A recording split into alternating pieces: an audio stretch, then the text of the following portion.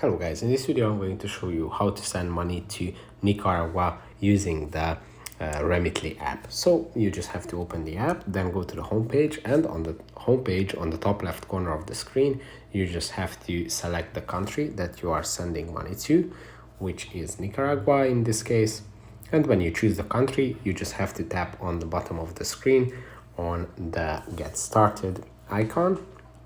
And after that, you can type in the amount of money that you would like to send. On the top, you're going to see your local currency, and below that, you can see the same amount in the recipient country's currency, which is Nicaragua in this case. Then you have to choose the delivery method that you would like to use. For Nicaragua, we have 3 different methods: bank deposit, cash pickup, or mobile money. So choose the one that you prefer, then choose a bank. You have to add the recipient's account number,